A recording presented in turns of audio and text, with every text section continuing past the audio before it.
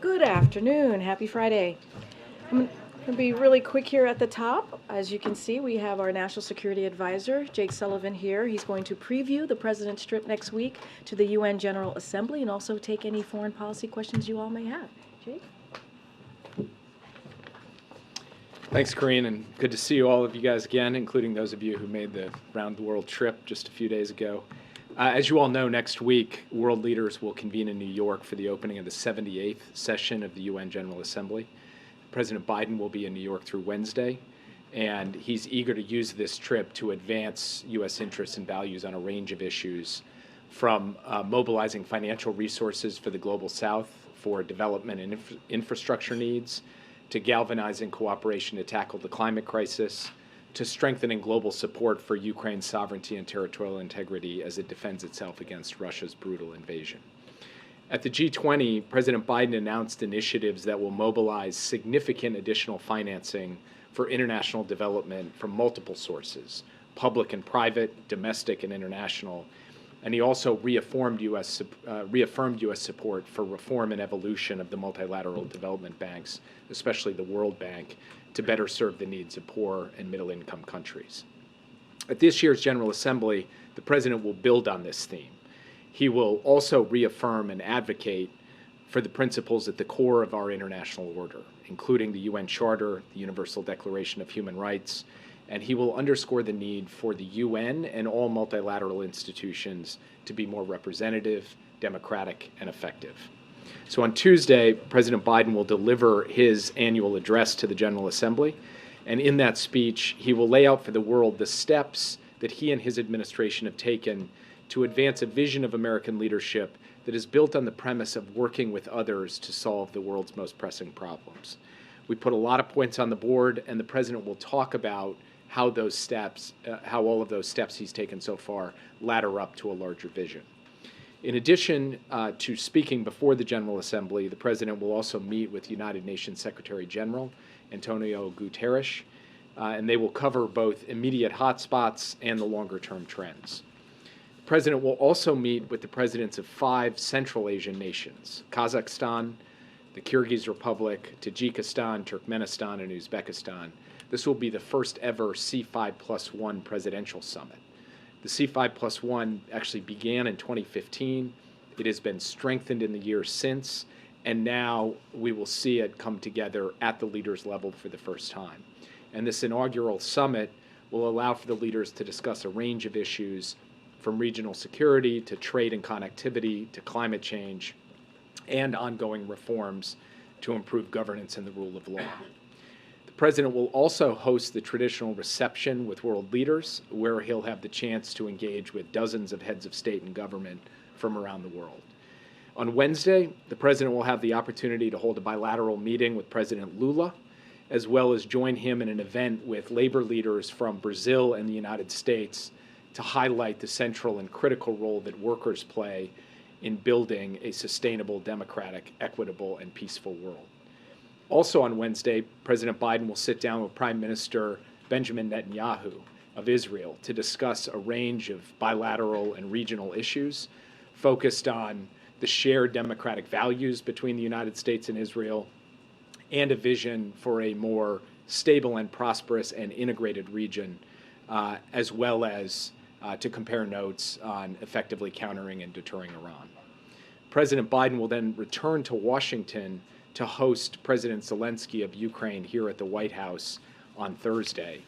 And this will be their 3rd meeting here at the White House, and it certainly comes at a critical time, as Russia desperately seeks help from countries like North Korea for its brutal war in Ukraine, as Ukrainian forces continue to make progress in their counteroffensive, and just after the next Ukraine Defense Contact Group meeting that Secretary Austin is organizing with dozens of our allies and partners in Europe earlier next week, as we continue to coordinate the provision of arms and equipment to help Ukrainian forces. President Biden looks forward to hearing President Zelensky's perspective on all of this, and to reaffirm for the world and for the United States, for the American people, his commitment to continuing to lead the world in supporting Ukraine as it defends its independence, its sovereignty, and its territorial integrity. Let me close with this. President Biden is going to head to New York, head into next week with the United States in a position of strength and confidence, with strong allies, with new partners, with the vision for institutional reform at the UN, at the World Bank, and elsewhere, and with initiatives to deliver on infrastructure, on health, on climate, and other global public goods. And we see at this point a strong demand signal for more American engagement, for more American investment, for more American presence across all continents and all quarters of the world. So he is very much looking forward to the opportunity that next week provides. And with that, I'd be happy to take your questions. Yeah. What will President Biden's message on Ukraine be at his UN speech? And are you preparing a new military package for Ukraine? We are always preparing a new military package for Ukraine. As you know, we do these presidential drawdown packages essentially every couple of weeks. And I think you can anticipate that there will be a further announcement of additional resources and capabilities, additional weapons to go to Ukraine as they continue this counteroffensive and to defend against Russian attacks at some point next week. With respect to his speech, the president will have a substantial section of the speech devoted to the war in Ukraine. He will talk about the fundamental fact that the United Nations Charter, the charter that founded the organization that everybody is gathering next week in New York to engage with, speaks to the basic proposition that countries cannot attack their neighbors and steal their territory by force. That was also a proposition that was at the core of the G20 statement last weekend. It will be a set of principles that he lays out in this speech as he continues to advocate for the very large number of nations that have stood with Ukraine in the UN General Assembly to continue to stand with Ukraine. And he will connect the kind of cooperation we've seen across both the developed and developing world to support Ukraine at the General Assembly, that we need to take that same kind of cooperation and apply it in other contexts as well, where we can deliver for people on the hard global challenges that will be at the center of the agenda for next week. Yeah. Jake, what is the message that the White House believes that President Zelensky needs to deliver to Congress, particularly Republicans in the House, while he's in town, to convince them to continue supporting U.S. military assistance to Ukraine? Frankly, I don't believe President Zelensky needs our advice to be an advocate for what Ukraine needs. He has proven over the course of the past 18, 19 months that there is no better advocate for his country, for his people, and for the urgent and continuing need for countries like the United States and our allies and partners to step up to provide the necessary tools and resources that Ukraine needs to be able to effectively defend itself. He will come do that this time, as he has done before. He's had the opportunity in Kyiv over the course of the past several months to host both Democrats and Republicans from both the House and the Senate. So he is very much abreast of the perspective and the discussions that are taking place up on Capitol Hill. And I think he's looking forward to the opportunity not just to see President Biden here at the White House, but also to see congressional leaders from both parties to make the case that the United States has been a great friend and partner to Ukraine throughout this entire brutal war, and that the United States should continue to do that. We have confidence that there will be bipartisan support for this. I think President Zelensky does as well, and he wants to build momentum towards that as we head to the end of the month. Yeah. To that point, how do you have that confidence? Given the showdown on Capitol Hill, how can the president give assurances to President Zelensky that there will be additional funding? Look, President Biden doesn't build his Ukraine policy on assurances or promises. He builds it on delivering, and we have delivered multiple rounds of supplemental funding that passed with large bipartisan majorities.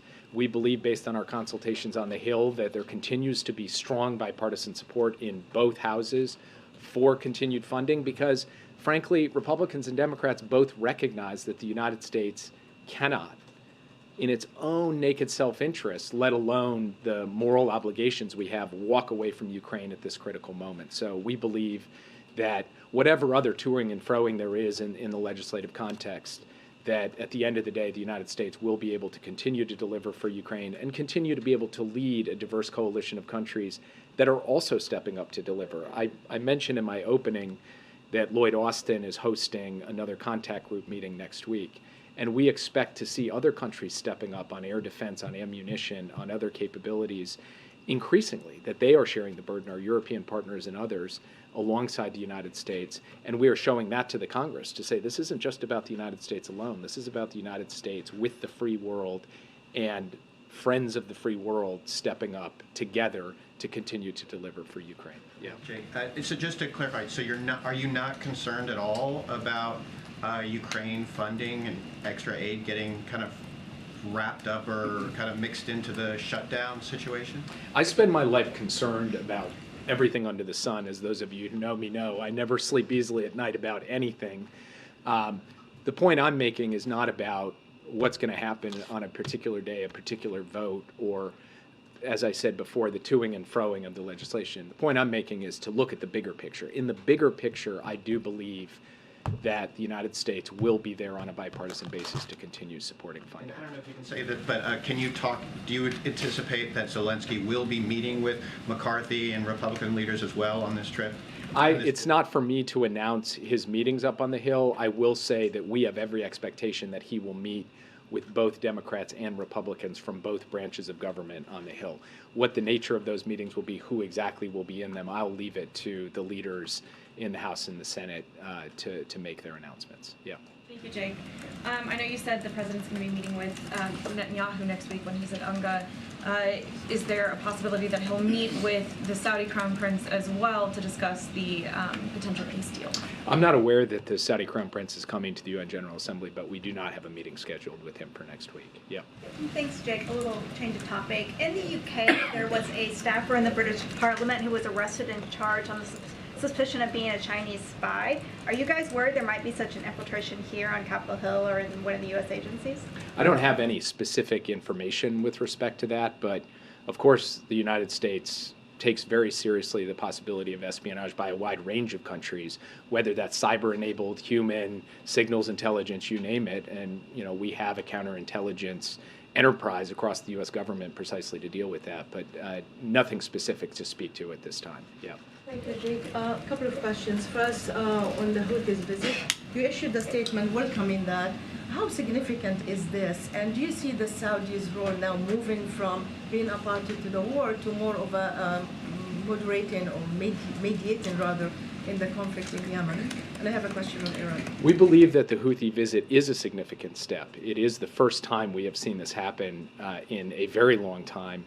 It comes at a moment when we are 18 months in now to a truce that has abated the violence in what had been the most violent and catastrophic conflict going, a couple of years ago. And it has been a paramount priority of the Biden administration to de-escalate and ultimately end that war.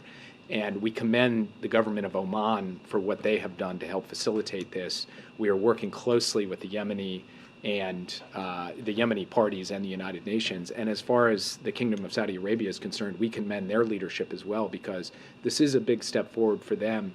And we believe that they are trying to work to help bring about an end to this conflict. That would be good for everyone. It would be good for Saudi, it'd be good for the rest of the countries in the region, it would certainly be good for the Yemeni people, and it would be good for the cause of peace and stability across the Middle East. On the first anniversary of Mahsa Amini's death, you also issued a statement reiterating everything that you have done in the last year, whether it's kicking Iran out of the UN Human Rights Council in New York or putting 70 other officials on the sanction list. But we haven't seen anything to coincide with this 1 year anniversary. Do you think that anything the administration might have announced will complicate the prisoners deal, or do you see it separately, and why you didn't issue anything new? In fact, we are issuing today additional sanctions, more than 24 additional entities and individuals involved in repression in Iran, and we'll continue to do that. We'll continue to sanction Iranian behavior, whether it is flouting basic norms of human rights contained in the Universal Declaration, or it's relative to the work that Iran is doing to provide weapons to Russia to kill Ukrainian civilians, and we'll have more designations on that in the coming days. So we believe that we are capable, on the one hand, of taking the necessary steps to bring American citizens home who belong here at home, who have been wrongfully detained, and also to hold Iran accountable for actions that they take that are contrary to international law and to the basic norms and principles that even Iran has signed up to at the United Nations. Follow on Iran. On Ukraine, Ukrainians had hoped to come to New York after severing the land bridge in Crimea. What message does President Biden hope to send about calls in the developing world to negotiate settlement? Sense of openness or no interest in that? And then on the Security Council, will President Biden and President Zelensky attend? So with respect to calls for peace or negotiations, President Biden has been clear and will continue to be clear. The United States supports peace in Ukraine, but we support a just peace in Ukraine, and a just peace has to be based on the principles of territorial integrity and sovereignty. And incidentally, many of those countries that you're referring to in Africa and Southeast Asia and Latin America have actually reinforced the idea that they're not just generically calling for peace, they are calling for peace based on the very same principles that the United States supports: sovereignty, territorial integrity, and the proposition that you cannot simply rip off another country's territory by force. And you can't attack civilian infrastructure and try to destroy grain or energy capabilities that are sustaining human life and the economy of Ukraine. So we actually believe that we have, over the course of the past several months, built a strong engagement and dialogue with the Global South on what ultimately a just peace looks like. It does not seem that Russia is particularly serious about that at the moment, and so our job from our perspective is to provide Ukraine with the tools it needs to be in the best possible position on the battlefield so that it can be in the best possible position at the negotiating table. And the last thing that I would say, and we say this not just at podiums, but to our partners in the Global South, nothing about Ukraine without Ukraine. Nobody is going to negotiate Ukraine's future without Ukraine being the judge of their own decisions, not us or anyone else imposing outcomes upon them. Yeah. Thank you, Security Council. So just to follow Oh, up. I'm sorry. What was the On the Security Council question? Will President Biden and President Zelensky attend? We don't currently have plans for the president to be there, but I can't rule it out. But at the moment, I don't have anything to announce on that. Thank you, Jake. Those two questions, Jake. You mentioned the Global South, and I think there's a lot of concern from the Global South that Ukraine is taking up a lot of oxygen at this and previous UNGA. And so how would the president balance the needs of the Global South countries, particularly on debt reduction and climate change and so on, and rally support for Ukraine at the same time? And also just to follow up on your point about making the General Assembly making the UN a more representative and democratic and effective body, where are we in terms of the president's support to reform the Security Council? The president, in his UN General Assembly speech last year, actually laid out his view that we need to add additional both permanent and non-permanent members to the UN Security Council, and that we need a wider geographic representation on the Security Council. He will reinforce and reiterate that commitment this year as well. And then with respect to the question of how, on the one hand, we continue to support Ukraine full-throatedly, and on the other hand, we also make sure we're addressing the needs of the Global South developing countries, I'd say two things. First, these are connected, because the war, Russia's brutal invasion of Ukraine, has caused ripple effects that impact food security, energy security, and other forms of harm to countries around the world. And so ending this war on just terms, on the principles of sovereignty and territorial integrity, would serve the benefit not just of the Ukrainian people, but people everywhere. Secondly, we have shown we can walk and chew gum at the same time. We have strongly supported Ukraine at the same moment that we've put forward ambitious proposals on World Bank reform, that we have led at the table on debt relief, that we have mobilized tens of billions of dollars for infrastructure needs in developing countries, that we've announced new significant projects in every significant corner of the world that is meant to deliver for the needs of people in those countries, and we're going to continue to do that. And the president's speech will reflect that as well. Yeah. Moscow said there was no agreement reached after the meetings with North Korea and Eastern Russia. What's your evaluation of what we've seen during the last days? Look, we're not going to take their word for that or basically anything they say. We'll see what actually ends up happening. Our view has been before the visit and after the visit that talks about the provision of weapons by North Korea to Russia to kill Ukrainians have been advancing and continue to advance. I can't name a specific agreement for you today, but we take a look at that with a heavy grain of salt. And as for the meeting with Lula next week, will there be a moment to talk about the situation in Venezuela? What's your evaluation of How much progress has been made on the Venezuelan side for a change in the sanctions and considering the progress in the electoral on the electoral side in Venezuela? My question, I'll rephrase it. Have you heard anything from Venezuela that brings you closer to reconsider sanctions? I'm not going to handicap the progress or characterize the progress. I'm just going to say what our position is and what we've communicated to the Venezuelans and have said publicly, which is we are prepared on a step-by-step basis to provide sanctions relief to Venezuela as long as they are meeting milestones towards credible elections. And this has to be on the basis of reciprocity.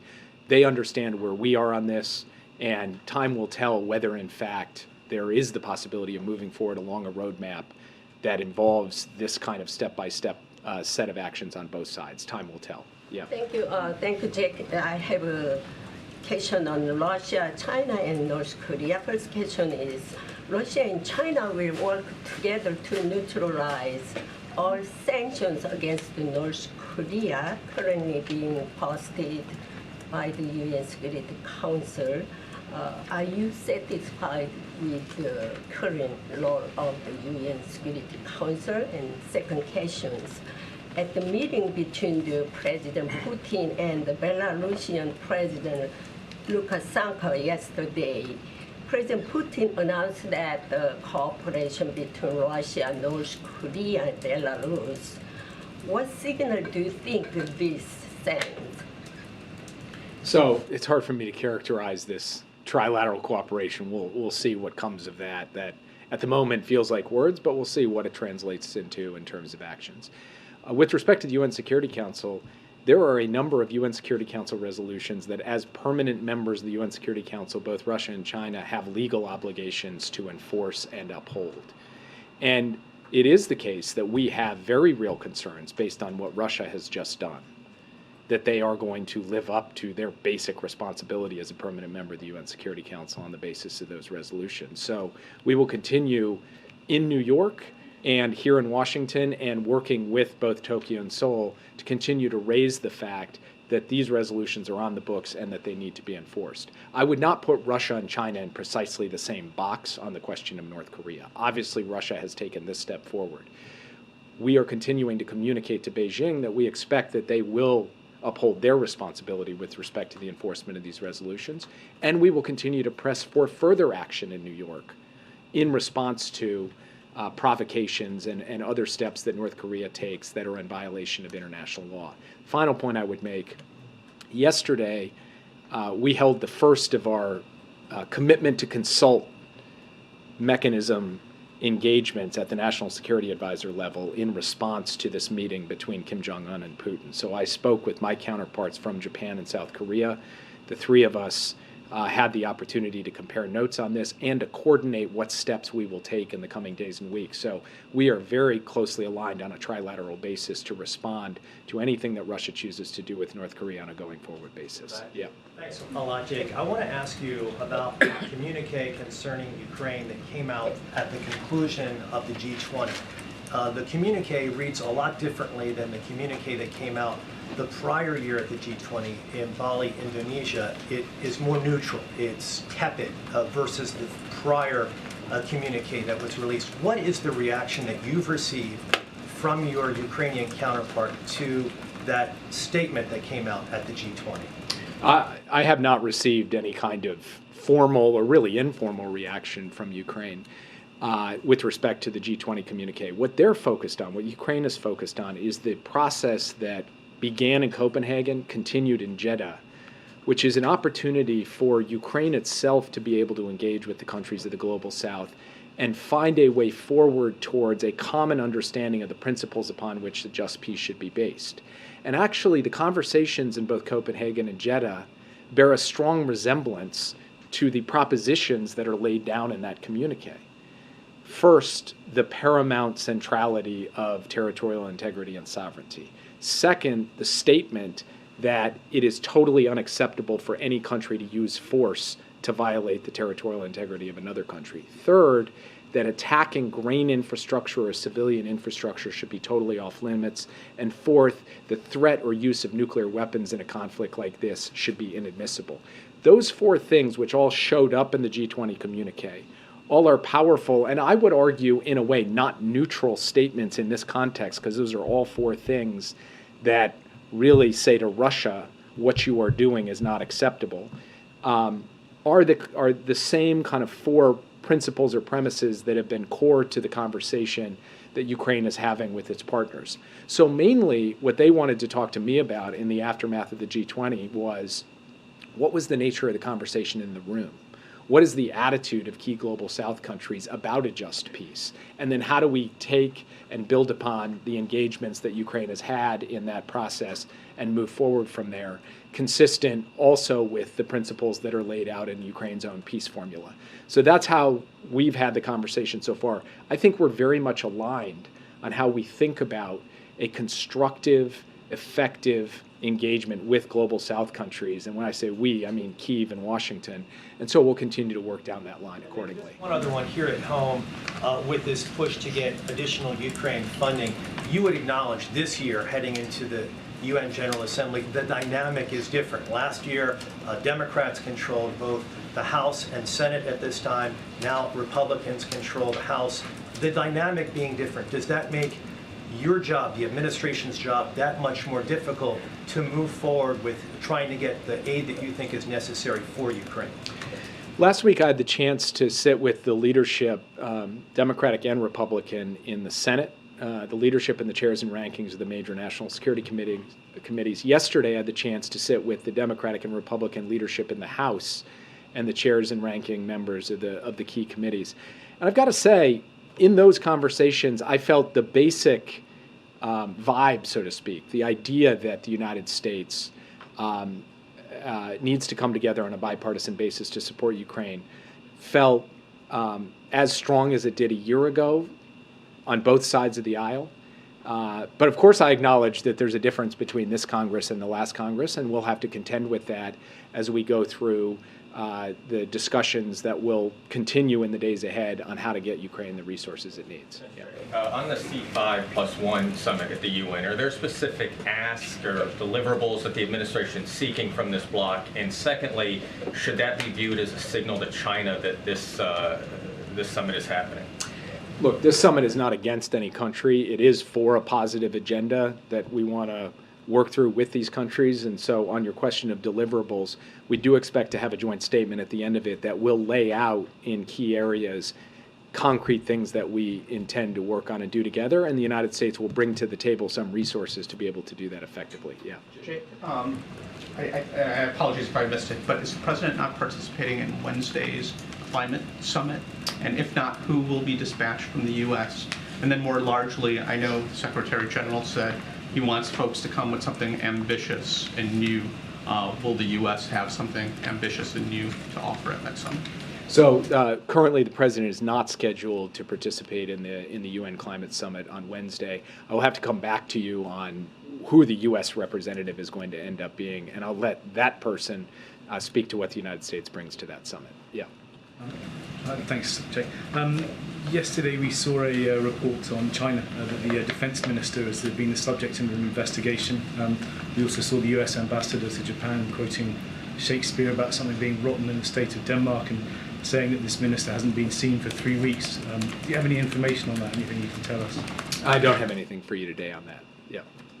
Given the complex issues you've been talking about that the president is dealing with, and given your role being such a close advisor, I want to ask you about how you would describe to us the impact on a personal level that the president is going through with the indictment of his son, and does it have anything that you can see that affects his ability to prepare or his focus on these issues as he's going into a consequential week? You don't have to take it from me. You heard directly from the president that he's focused on delivering for the American people. That's true in terms of what he's trying to get done here at home, and it's definitely true in terms of what he's trying to deliver in the way of security at the UN General Assembly in supporting Ukraine and moving forward. So that's what he's focused on. That's where his mindset is. I had the opportunity to participate in the president's daily briefing today, and he was dialed in on the key issues that we're confronting, and will continue to be as we head into the New York week next week.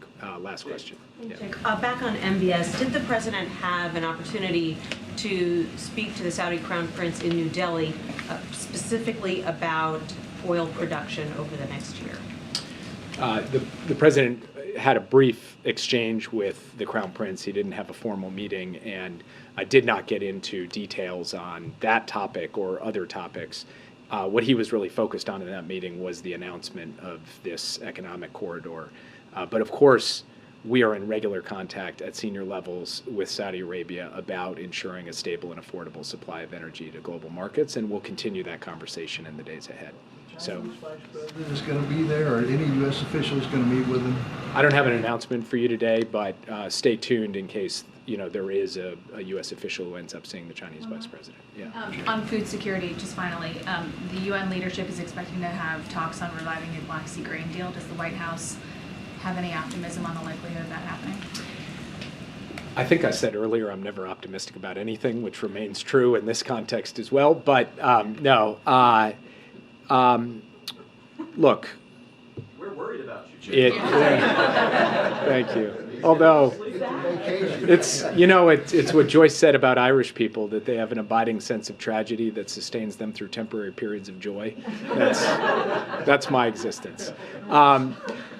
Look, we don't see an immediate pathway back to this because Russia's excuses, answers on this just keep shifting.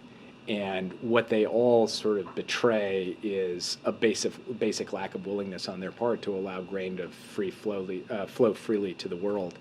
We are going to continue to press on them. We are going to call on the rest of the world to do the same. We know the Turks are working hard at this. Guterres is working hard at this. So we hope that they can generate an outcome.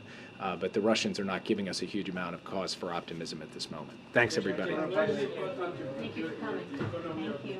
Especially when there's no peace.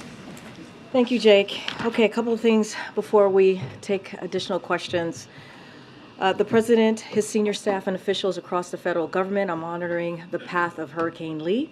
Late last night, the president immediately approved Maine's emergency declaration to help the state prepare for the impacts of Hurricane Lee. Additionally, FEMA Administrator Criswell has been in contact with governors from New Hampshire, Maine, Massachusetts, and Rhode Island, and FEMA has staged resources across New England to provide rapid federal assistance if needed. Now, we encourage all of those in the path of this large and dangerous storm to remain alert, listen to local officials, and prepare for the impact. Visit ready.gov for tips on how to prepare. The president and his entire administration stand ready to support communities which may be impacted. As you all know, today is the first day of Hispanic Heritage Month. It is a time to honor the history and contributions of the Hispanic community to our nation. Next Thursday, September 21st, President Biden will attend the 46th Congressional Hispanic Caucus Institute Gala, and Vice President Harris will participate in a moderated conversation with young Latinos during the CHCI Leadership Conference. The First Lady will celebrate the start of Hispanic Heritage Month in Atlanta, Georgia, today at an event honoring trailblazing Latino leaders hosted by the Georgia Hispanic Chamber of Commerce. And later today, Second Gentleman Douglas Emhoff and Small Business Administrator Isabella Casillas Guzman will also be visiting Latino small-owned businesses in Washington, D.C. to highlight how Bidenomics is delivering for Latinos. Stay tuned as we will have more to come throughout the month about how the president's agenda is delivering for the Latino community. And finally, as Jewish communities in the United States and around the world prepare to gather at sundown for Rosh Hashanah, the President and the First Lady are extending their warmest wishes for a happy and healthy new year. Last night, the President spoke to over 2,000 rabbis across the country, wishing them a happy new year. To every Jewish family across America, Israel, and the world celebrating this evening and observing the high holidays ahead, Shana Tova. With that, that's it. Go ahead, Amr. Thanks. Why did the president think it was important to dispatch Acting Labor Secretary Sue and Gene Sperling now? The targeted strike is about a half day old now. Does this early action suggest that the president is worried about the situation quickly spiraling and impacting the broader economy? So a couple of things. Let me just lay out a couple of things that the president said, and let me just start by saying, like, no one wants a strike, right? No one wants a strike. But the president respects workers, as you heard from him. He respects workers' rights to use their options under the collective bargaining system and understands their frustration. The president believes the UAW, the Big Three contract must lead to a vibrant auto future made in America that promotes good, strong middle-class jobs that a worker can raise a family on, and where the UAW remains at the heart of our economy. So the president appreciates that the parties have been coming together and working 24/7, and that companies have made their significant offers, but he believes that they must go further to ensure that record corporate profits mean a record contract for the UAW. And so the negotiating parties are continuing their work. That's what we've heard from them. The UAW has made clear their desire to continue negotiations with the company on Saturday morning. That is tomorrow, as you all know. And as the president mentioned to your question about Julie Su and the acting secretary and Jean Sperling, as you know, they have been active in this from very early on, very early days of the negotiating process. They've made themselves available for conversations, and so we have mentioned that multiple times. Jean Sperling has certainly played as a coordinator role from the White House. So look, they are not. I want to say one last thing is that negotiations are up to the parties to work out. That's why there is a collective bargaining system. They're not going to intervene or mediate. They are here to help in any way that is needed. Again, we have engaged with these parties from almost the beginning. It is want to make sure that we continue to be clear that we're here. The president's team stands to assist, but certainly we are glad to hear that tomorrow that they're going to continue to have the conversation. So it shouldn't be seen as a reflection of the president being overly concerned about the situation. This is just, they've been involved. They've been involved, and we have said this before. We have talked about the president's engagement, how he has talked to the Big Three, how he's reached out to UAW. We have been engaging with them for some time now, and so look, this is something that we are going to leave to the parties to continue to have these negotiations, to continue to have these conversations, and I think it's important to do that. This is part of the collective bargaining system. This is what we believe has worked, right? We have seen it worked in the past, and we're going to encourage all the parties to continue to have this conversation. Second one, would the president pardon or commute his son if he's convicted? So I've answered this question before. It was asked of me not too long ago, a couple of weeks ago, and I was very clear, and I said no. Go ahead, Mary. Thanks. The president said today record profits for the automakers should mean record contracts for the UAW. Does that mean that he supports a 40% raise in these new contracts? I'm not going to get into the specifics. I mean, the president has always said that that he believes in fair wages and fair benefits for workers. That is nothing new, right? He believes in making sure that workers are able to raise their family, right? To be able to have what they need to do that in a way that is very fair. And so that's nothing new. The president has said that. Look, what we're going to continue to say is the president is going to urge the parties back to the table to hammer out a win-win agreement. That's what the president wants to see. We appreciate the parties continuing to do that on a 24/7 basis, and the president believes that the companies must go further, as you just mentioned, to ensure that record profits mean a record contract. And it's simple as that. He wants. I'm not going to get into the specifics. What the president made himself very clear. We have always been really clear. He respects workers' rights to use their options for collective bargaining. That's what we're seeing. The collective bargaining system works. We've seen that happen multiple times in the last 2 years under this president, and certainly he understands their frustration, but he's going to continue to encourage to have that conversation, continuing to negotiate. And can you tell us if the president has talked to his son since these charges came down yesterday? Yeah, there's nothing new here. As I've been asked that question many times, I'm not going to get into private conversations that the president has with his family. Just not going to speak to it. Will those conversations though have to change given the high scrutiny of these charges? I'm just not going to get into private conversations that the president has with his family. Can't How damaging do you expect the strike to be to the U.S. economy? So I'm not going to certainly not get into hypotheticals from here. Look, we are going to continue to monitor. That is something that we do here to see what is going to be happening here, and we're closely monitoring the situation. But no decision has been made on any path forward. And so again, we're going to monitor. We're going to encourage, and we're actually we're happy to see that the negotiation is continuing to happen, to continue to occur. We're going to see them, as the UAW stated, they're going to get back together tomorrow, Saturday morning, and so that's what the president wants to see: collective bargaining happening at this level, at this time. Hoping for a quick agreement? Is that what Jean and Julie are going to try I to mean, get? look, Jean and Julie, as I mentioned, the acting secretary of Labor, and also Jean Sperling, who has played coordinator throughout this process, is going to do what they've been doing, engaging, offering assistance if they need it. And so we're going to continue to stay engaged. We're going to continue to monitor. This is nothing new. They've been engaging for some time now. But of course, this is up to the parties to come up with a win-win, we believe, agreement so that we can move forward. Good, Kayla. Thank you, Karine. The president's remarks today were seen as a pretty firm endorsement of the workers' position. Previously, the White House had avoided taking sides, encouraging both parties to stay at the table. What changed? I don't think anything's changed. I mean, the president has always been a pro-union president. I mean, you have heard us say that he is seen as the most pro-union president that we've had thus far. And so, you know, the president respects workers' rights. He does. He respects their rights to collective bargaining. We believe it is something that is important that they have the right to choose to use. And he understands their frustration.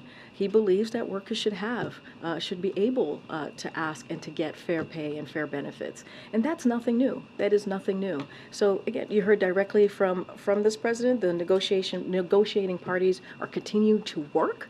That's what is really important here, and they've made clear, UAW has made clear that they're going to continue these conversations on Saturday morning, and that's what we're going to see. We are offering, Senior Advisor Jean Sperling and Acting Labor Secretary Julie Su, they're going to go to Detroit, but ultimately these negotiations are up to the parties to work out, and we understand that, but we are offering any assistance that we can provide. But to say that the negotiations are up to the parties to work out, and also have the president say the companies have not gone far enough, it appears that the president is taking the side of the workers. I don't think so. I mean, look, the president respects workers' rights.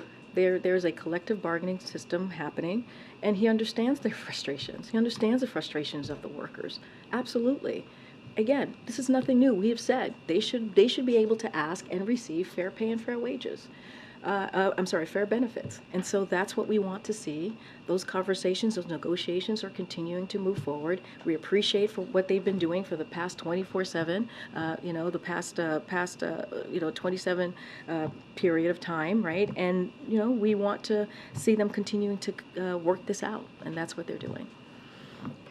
Can you speak to some of the difficult intersections here for the president? He obviously supports electric vehicles and development of that. He clearly supports labor, as you've discussed. Michigan is important, and that, of course, is a big part of where the big three reside. So these sort of different points of pressure on the president when he is trying to send a message that really has different audiences here, and they're at odds in some ways when you're talking about management and labor. Could you just speak to the sort of unique set of circumstances here? I mean, look, there are always unique sets of circumstances when we're talking about collective bargaining with unions, right? We saw that with UPS and Teamsters. We saw that with with the West Coast ports. I mean, there are always interesting circumstances that lie in front of us that needs to be worked out. But again, the president has been very clear. This is why collective bargaining, we believe, is important here. This is why we appreciate all the sides staying at the table and continuing to have this conversation, because what the president and what I've just said, we believe that they can hammer out a win-win agreement. We think that could happen. And so I don't think there's anything unique about this. We have seen this before, but we continue to encourage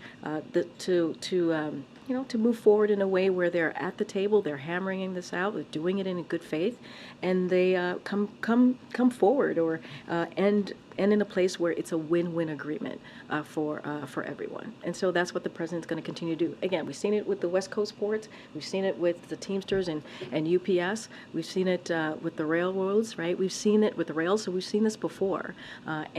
So again, all of them are interesting circumstances. The president's going to continue to speak for workers' rights and also continue to say, let's continue to have those conversations. Collective bargaining is really important. Okay. Thanks, Karine. You've spoken about past outreach that the president has done to President Fain and to the big three leaders and Jean Sperling and Acting Secretary Hsu's involvement. But now that the strike is underway, can you just clarify, do you anticipate the president reaching out personally again to the UAW and to the big three leaders? So I don't have anything to read out at this time. You heard directly from the president and how he wants to see a win-win agreement for folks to continue to stay at the table. Just don't have anything to read out as far as a call or conversations that the president's going to have. And can you confirm the report that the Biden administration is considering options to provide aid to auto suppliers who are impacted by the strike, including potentially Labor Department grants and small business loans? So look, we're monitoring the situation. I just don't have any announcements or decisions to make or anything to confirm at this time. Thanks, Karine. Is the White House planning to have a news conference next Thursday when President Zelensky visits the White House? So you just heard from the National Security Advisor. He just announced the visit from President Zelensky. We're going to hammer out what that day looks like, what the logistics are going to be. I just don't have anything at this time. And a second question for you. The president is reportedly going to be having a democracy speech in the next couple of weeks. What can you tell us about that? What's the message he hopes to deliver and why now? I'm not going to get ahead of any announcement of a presidential speech. Once we have something to announce, certainly we will share that. Just not going to get ahead of it this time. On Hsu and Sperling's deployment to Detroit, can you clarify the timing of that? Did the president ask them after the deadline? Are they there yet? And when you say they've been active in the conversations, what has the help that they've provided look like? So and then I have a COVID question. No, totally. So look, we've been engaged with the parties on a regular basis. We have, and I've mentioned this multiple times over the past several weeks, certainly, probably even more, a couple of months. And so we are making it clear that if it's helpful, right, the president's team continues to stand ready to assist, and that is what the president was laying out in having the acting secretary Julie Hsu and his senior advisor Jean Sperling go out to Detroit. But they have been regularly engaging for some time now. This is just a continuing engagement that we have seen, and I'm not going to get into point by point on what's been discussed, what's been put forth in front of anybody. This is a conversation that is happening amongst the folks who are certainly at the table negotiating, but I'm not going to get into specifics from here. The president asked them to go to Detroit after the deadline. I don't have any timeline, but what I can say is they have been engaged for some time now. Both Jean Sperling, both Julie Hsu, at the direction of the president for some time. And so this is a continuation of that engagement. Again, the president is urging parties to continue to have those conversations, to stay at the table, and he appreciates what they have been doing for 24/7. We're going to see, as the UAW has made clear, their desire to continue those negotiations and with the companies, and we're going to see that set tomorrow morning. And then on COVID, what is the White House's reaction to Governor DeSantis' announcement advising against COVID boosters for people younger than 65? Is the White House concerned about this, especially considering snowbirds are going to be heading down to Florida soon? And also, will the president get boosted, or will he do that? Yeah, I've answered the second question already, which is the president is going to get the updated booster. That is something that he is planning to do. So I answered that question a couple of days ago. Look, the fact is that we know that these vaccinations against COVID-19 remain effective. They do, and they protect people from going to the hospital or avoiding the hospital, long-term health challenges, and death. And as we head to the fall and winter season, this is the best way to protect yourself from COVID. And so this has been, and let me add, this has been thoroughly reviewed, right, by scientists, by the experts, leading public health agencies, and they are safe and they are effective. And this is a message that we'll continue to push. And we know since this administration's launch of the largest vaccination program in our nation's history for COVID-19 vaccines, it has saved, those vaccines has saved millions of lives. That is something that we know. So this is, when you look at the vaccines that these new boosters, this is something that public experts have approved. And that's what's important. It's important that as we go into the fall and winter months, that the American public is safe, that they get updated on their vaccines. And let's not forget, there's the flu vaccine as well. There's RSV. All of these things are going to protect the American people. And so we're going to continue to encourage Americans to make sure they do everything that they can as we're providing, or as we've seen these vaccines being provided now to protect themselves as we get into the winter. Yeah, thanks, Karine. I want to ask you about the strike, if I could. So, is the automaker strike and the contract impasse partly a result of the president's forced transition to electric vehicles? No, we don't believe that to be. Look, and you've heard us say this. Jared was here just the other day. He talked about the president's policies as it relates to the future of auto industry and how it's going to rebuild America, right? Making sure that we're making things in America, right, by American workers. That has always been the president's focus. EV sales, if you look at it, hit a record high last quarter, increased by nearly 50% from the same time last year, and EV prices are down 20%. Year over year, being driven in part by Inflation Reduction Act credits. So again, thanks to the president, thanks to congressional Democrats, sales are going up and costs are coming down, and that's what we're seeing. Ford says it's going to lose $4.5 billion this year on its EV division. But look, I just laid out how important this provision, as it was part of the Inflation Reduction Act, how important it is, how sales are indeed going up, right? That's Ford, right? Sales are going up while costs are going down. Really important for bringing manufacturing jobs here, making sure we're building in America, also making sure that we're dealing with the climate crisis. This is what the president's focus is on, right? Making sure that we rebuild an industry back in America, as well as bringing jobs back here too. And so that's what we're seeing. Again, sales are going up and costs are going down. One more quick thing. I want to get your reaction. The U.S. Chamber of Commerce president released a statement saying, and I'm going to read this, the quote, the UAW strike, and indeed the summer of strikes, is the natural result of the Biden administration's whole-of-government approach to promoting unionization at all costs. For the 94% of American private sector workers not in a union, the costs are stacking up. I want to get your reaction. My reaction is this. The president believes that collective bargaining works. That's what he believes, and we've seen that work. And it is important that workers are able to have benefits and wages so that they can raise their family. That's what the president has always talked about, whether it's his economic plan or in this instance, as we're talking about unions and making sure that workers, right, come together with the companies and have these businesses and have these win-win, hopefully, agreements. And so it's important that workers' rights, right, they have their rights, are able to ask for fair pay, fair wages. And that's what we're going to continue to say. That's why we believe the collective bargaining system works, and we have seen that happen, and it's important that we move forward in that direction. Go ahead. Just a couple on COVID. Will the president get that shot on camera like we've seen him do with his previous vaccination rounds? I don't have anything to share about how that's going to look, if it's going to be in front of camera or not. What I can say for sure is the president is going to get the updated booster. I just don't have anything to announce at this time. And the administration has said that there will be free vaccines this round for uninsured Americans. And through the Bridge program.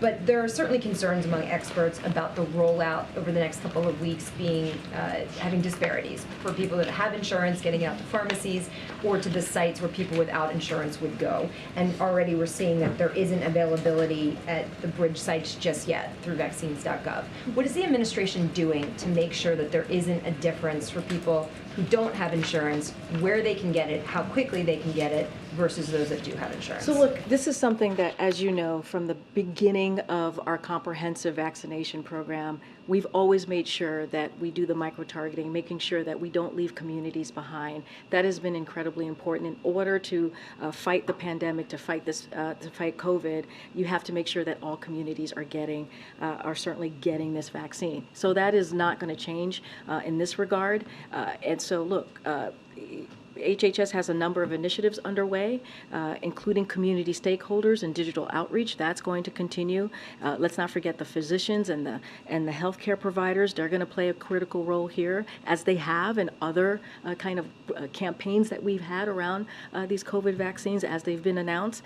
And so, look, HHS is going to make sure that we're continuing to be public-facing here, having events with administrators. We're going to do that. We'll have more to announce on that. And so this is a priority for this administration. We want to make sure that people are aware on how to get these vaccines, and that, again, all communities are able to have access to this. This is something that we have done throughout the past 2 years of this administration as we've tried to move forward with our vaccination program. Places at the same time. We're going to do everything that we can. As I mentioned, HHS has a few initiatives underway. We're going to use not just, we're going to make sure we do continue to do what we've done before, right? The experts on the ground, the physicians on the ground, to get the information out there. But again, we're going to do everything that we can, as we've done with every other campaign around the vaccination program, to make sure that all communities have access to this. Get an answer. Thanks, Karine. You've seen all the public polling, people concerned about age.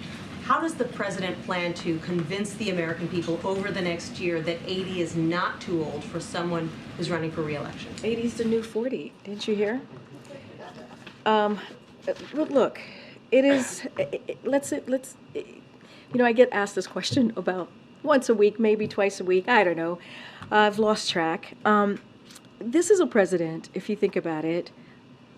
In 2019, he got the same criticism. In 2020, he got the same criticism. In 2022, he got the same criticism. And every time, he beats the naysayers. Every time he does above and beyond and makes history in doing that, that others are not able to do, right? And I think that's really important too. You look at his record, you look at he's been able to bring both sides together to get some really important things done. That matters. If you think about what the president and the vice president was able to do in 2020, 80 million votes, 80 million votes, more than any other ticket in history, and they did that in 2020. And so, I get the question on age. Certainly, we all do. But what we're going to continue to talk about is the record that this president has had. It's been a historic record.